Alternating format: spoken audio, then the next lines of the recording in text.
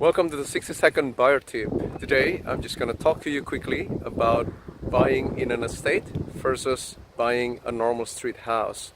Well, I guess buying in an estate, the benefit is a lot of the times the developer would have included retaining wall, fencing, the land is already sandy and flat, so you would save cost there. But again, the buying price itself can be up to 100 grand more expensive, right? So if you are an investor, you just have to do your numbers. But as an owner occupier, this is a perfect place to live. It's just because you're surrounded by nice houses, right?